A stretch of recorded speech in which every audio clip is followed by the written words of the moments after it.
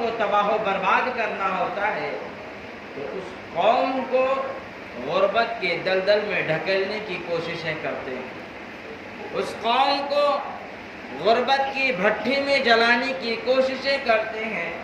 ان کی سازشیں یہ ہوتی ہیں کہ اس قوم کو غربت کے گڈھے میں ڈھکیل دیا جائے۔ اور یاد رکھیں پیارے، ظالمین نے جب جب یہ پالیسی اپنائی ہے 70% وہ لوگ کامیابی پاتے نظر آ رہے ہیں، کیونکہ غربت ایک ایسی چیز ہے جو انسان کو بڑے سے بڑے گناہ کروا لیتی ہے، انسان کو مجبور کر دیتی ہے بڑے سے بڑے گناہ کرنے پر۔ یہ غربت ایک ایسی مار ہے جس کے چپیٹ میں انسان جب آتا ہے تو وہ ایک سے ایک جرائم کو انجام دیتا نظر آتا ہے۔ آپ دیکھیں پیارے، ایک خاتون جو بلا وجہ اپنے چہرے کو غیر محرم کو دکھانا گوارا نہیں کرتی ہے، یہ اور بات ہے کہ پڑوس میں رہتی ہے یا کسی مجبوری کے تحت آمنا سامنا ہو گیا، چہرہ دکھ گیا، لیکن عورت اپنے چہرے کو غیر محرم کو دکھانا گوارا نہیں کرتی ہے۔ لیکن غربت کی لاٹھی ایک ایسی لاٹھی ہے جو اس عورت کو مجبور کر دیتی ہے، اور وہ عورت جہاں چہرہ دکھانے کو تیار نہ تھی اب اپنے پورے بدن کو بازاروں میں بیچنے کو تیار ہو جاتی ہے۔ یہ غربت ایک ایسی چیز ہے، ایک چھوٹا سا بچہ ہے، اسے ابھی بات کرنے کو بھی تمیز نہیں ہے، اسے نہیں پتا یہ اچھا ہے یا برا ہے، لیکن غربت کی لاٹھی جب اس بچے پر پڑتی ہے تو بڑے سے بڑے جرائم کرتا نظر آتا ہے، ایک سے ایک مرڈر اور چوری کے کیس اس پہ چل رہے ہوتے ہیں۔ تو جب غربت کی لاٹھی پڑتی ہے تو انسان جو ہے انسانیت کو بھولتا نظر آتا ہے اور ایسے ایسے جرائم کا گزرتا ہے کہ انسانیت بھی کانپ اٹھتی ہے۔ تو لوگوں کی یہ پالیسی رہی ہے کہ کسی قوم کو تباہ کرنا ہے تو پہلے اس کو غربت کی دامن میں ڈھکیلا جائے، جب یہ غربت میں پڑیں گے تو اپنے آپ کو خود ہی ایک مجرم بنا لیں گے اور طرح طرح کے گناہ کرتے جائیں گے، تباہ و برباد ہوتے چلے جائیں گے۔ آپ ایک گھر دیکھیں، ہنستا کھیلتا گھر، غربت کی مار پڑی پورا گھر بکھر گیا۔ ایک گھر کے اندر نوجوان بچے ہیں، چاہے لڑکی ہو یا لڑکا، غربت کی مار پڑی ہے تو لڑکا امیر لڑکی پکڑنے کی چکر میں اپنی زندگی برباد کر رہا ہے، اور لڑکی امیر لڑکا پکڑنے کے چکر میں، تھوڑا محنت والے لڑکے کو پکڑنے کے چکر میں اپنی زندگی برباد کر رہی ہے۔ جب غربت کی لاٹھی پڑتی ہے تو انسان بخلاص آ جاتا ہے اور اپنے آپ کو ایسے ایسے جرموں میں ڈھکیل دیتا ہے کہ وہ خود سوچا بھی نہیں ہوگا کہ میں یہاں آ کر پہنچوں۔ اچھا، کچھ لوگ اب سوال کریں گے کہ حضرت آپ ایسا کہہ رہے ہیں کہ غربت انسان کو کہاں کہاں پہنچا دیتی ہے، تو رسول پاک صلی اللہ علیہ وسلم کو تو غربت پسند تھی۔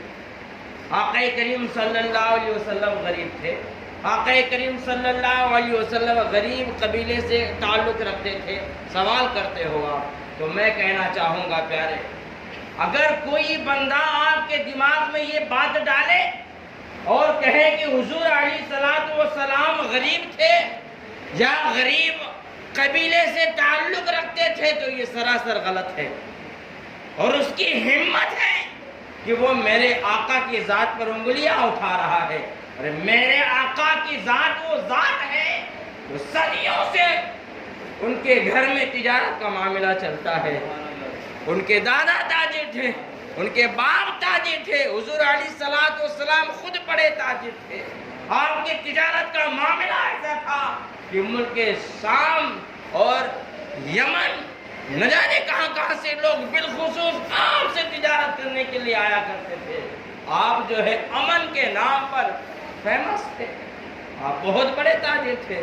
تو جس نے بھی یہ پھیلایا کہ آپ غریب تھے, وہ میرے نبی پاک کی ذات پر انگلی اٹھا رہا ہے, وہ غلط ہے. حضور علیہ الصلوۃ والسلام کی ذات ایک ایسی ذات ہے, پورے مکہ مکرمہ میں آپ جتنی زمینیں کسی کے پاس نہیں تھی.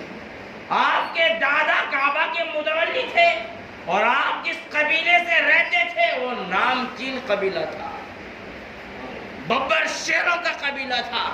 وہ ایسا قبیلہ تھا جس سے ہر ایک قبیلے کے لوگ کانپتے تھے. ہاشمی گھرانے سے حضور علیہ الصلوۃ والسلام کی ذات ایک ایسی ذات ہے جن کو اللہ نے بہت ہی اعلیٰ مقام عطا فرمایا ہے. تم میرے آقا کو غریب کہتے ہو, توبہ استغفار پڑھو. ارے میرے آقا کی ذات تو وہ ذات ہے جو اشارہ کر دے تو یہ بڑے بڑے پہاڑ سونا اور چاندی بن کر آپ کے ساتھ چلے. میرے آقا کی ذات و ذات ہے کہ اللہ تعالیٰ نے آپ کے ہاتھوں میں دونوں جہاں کے خزانے رکھ دیے ہیں. اللہ تعالیٰ عطا کرتا ہے, مصطفیٰ بانٹتے نظر آتے ہیں. میرے آقا کوئی غریب تو نہ تھے. آقا کریم صلی اللہ علیہ وسلم جیسا امیر نہ کوئی تھا, نہ کوئی ہے, اور نہ ہی کوئی ہو سکتا ہے.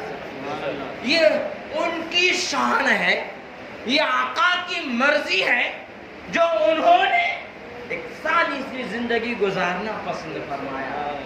یہ میرے آقا کی شان ہے جو آپ نے غریبوں کے ساتھ رہنا اور ایک نارمل زندگی پسند فرمائی.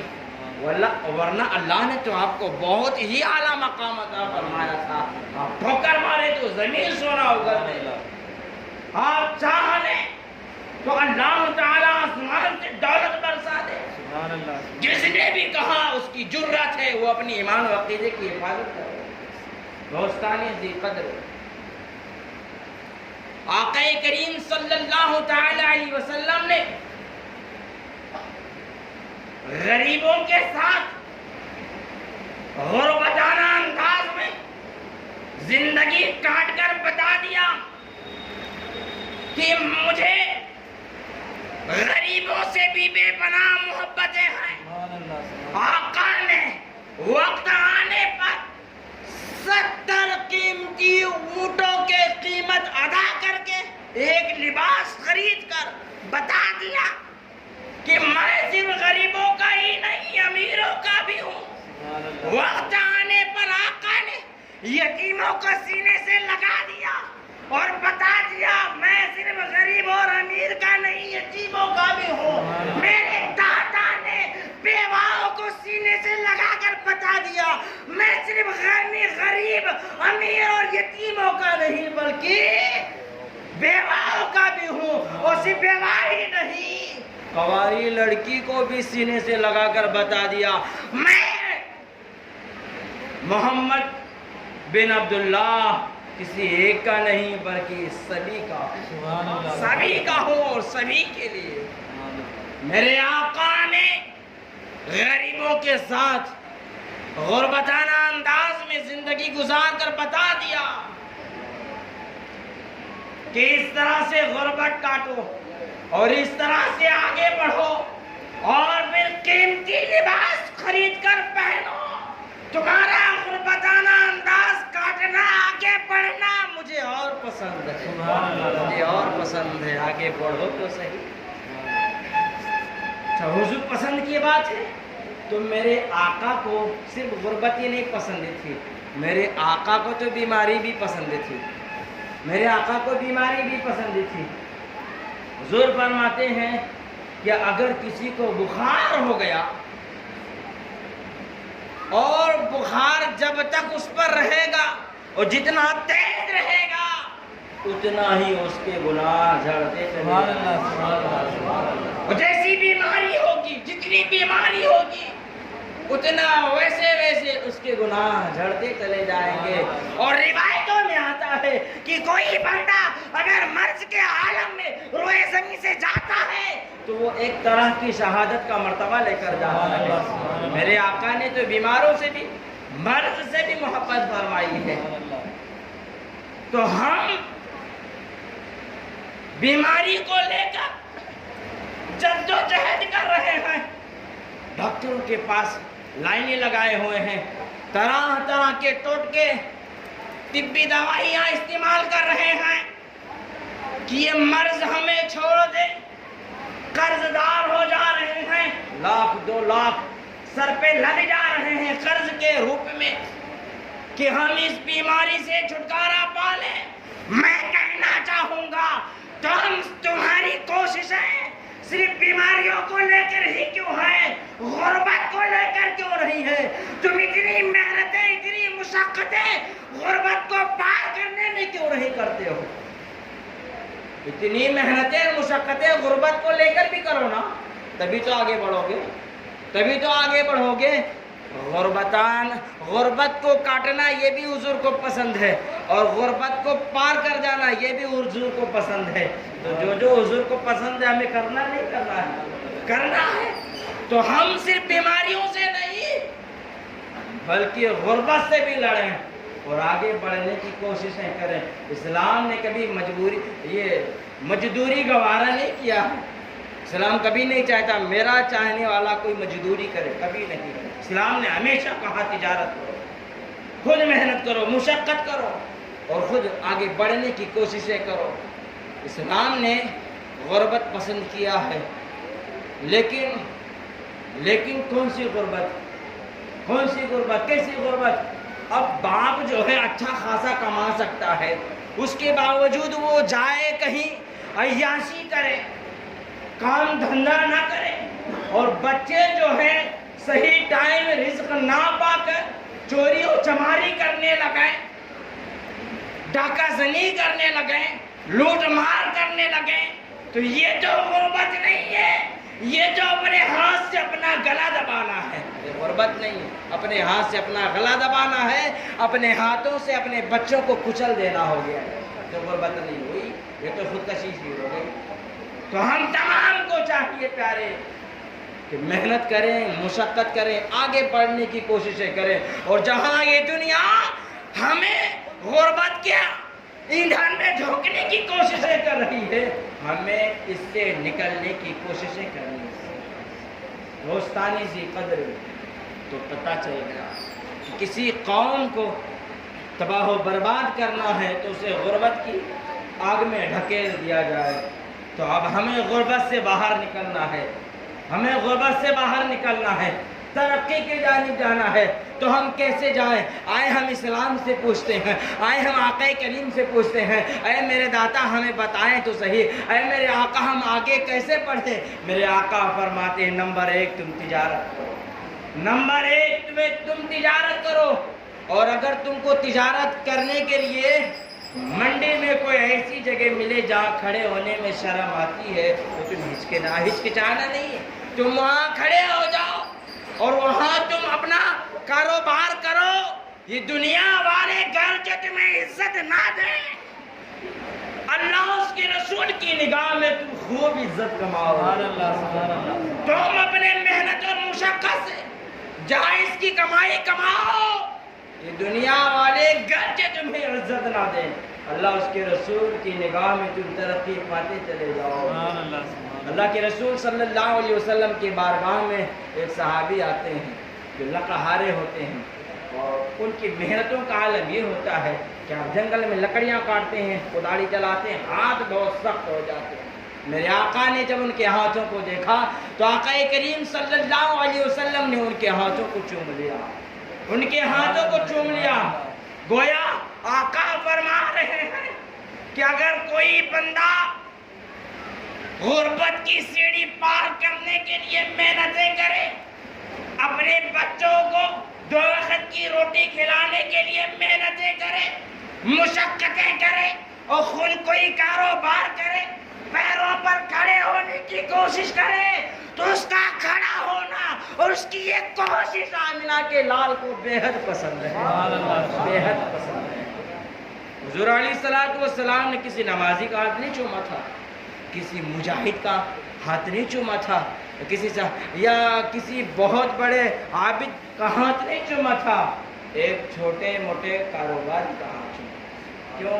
ان کی یہ محنت، ان کی یہ مشقت، یہ لگن، یہ کاروبار، خود اپنے ہاتھوں پر کھڑے ہونا، جد و جہد کرنا آقا کو بہت پسند آیا۔ میرے آقا نے یہی نصیحت فرمایا، کاروبار کرو۔ اور آقا کریم صلی اللہ علیہ وسلم نے فرمایا کاروبار کرو تو صحیح، لیکن ایمانداری سے کرو، ایمانداری سے کرو۔ حضور علیہ السلام اپنے اونٹوں کو لے کر مکہ مکرمہ کے ایک منڈی میں لگاتے ہیں، میلہ ہوتا ہے وہیں لگا دیتے ہیں۔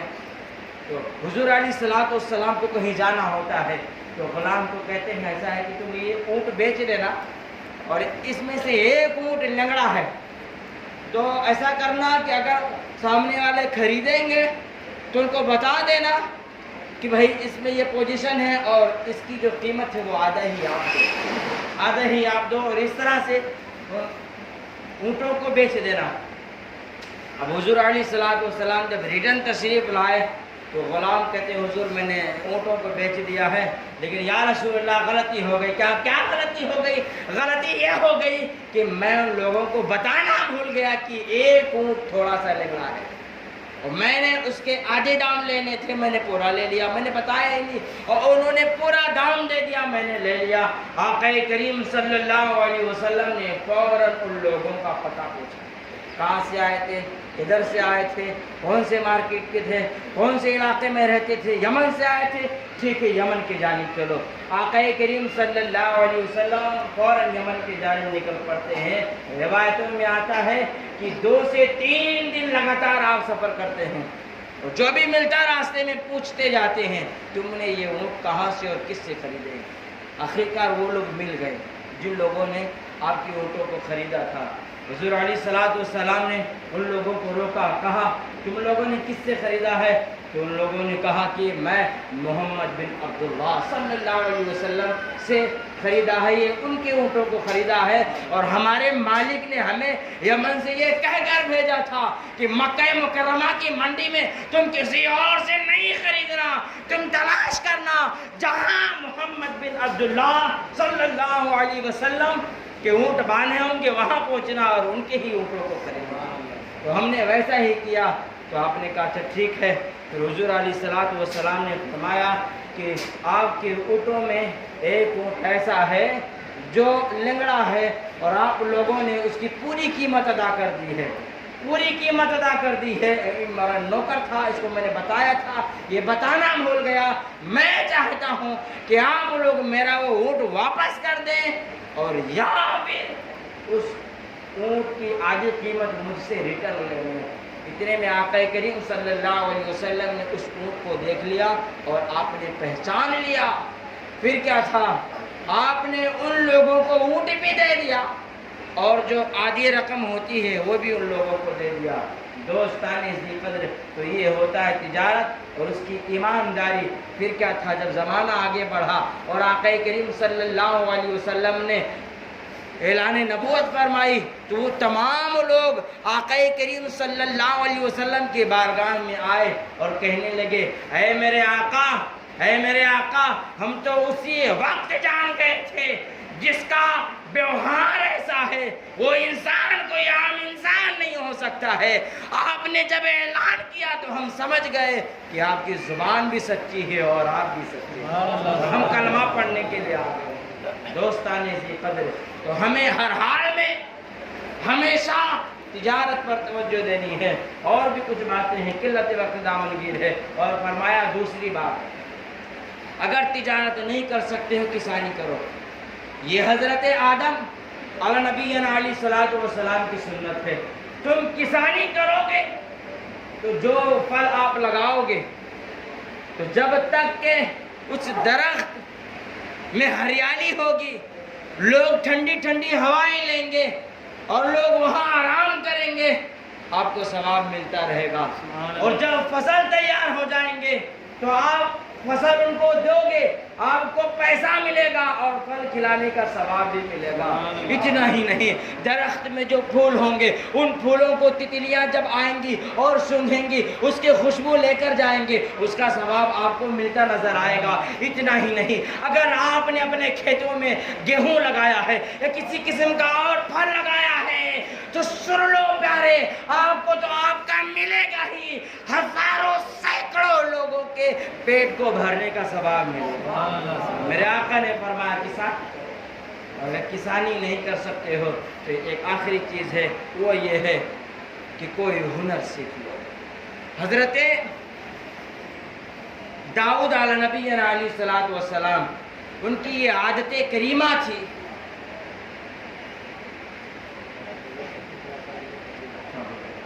आदत करीमा थी कि वो इलाके में निकल जाया करते थे और लोगों से पूछते थे, जरा बताओ मुझ में क्या कमी है, क्या कमी है, क्या कमी है। लोगों से कहते थे तो अल्लाह के नबी हैं, उनमें क्या कमी हो सकती है। सभी कहते हैं हजरत हुजूर आप बहुत बेहतर हैं, बहुत अच्छे हैं। एक दिन अल्लाह ताला ने आपके सामने हजरत जिब्रील अमीन को भेज दिया और कहा जाओ एक इंसानी रूप में उनके सामने खड़े हो जाओ और जब वो आपसे सवाल करेंगे तो उनको ये जवाब दे देना।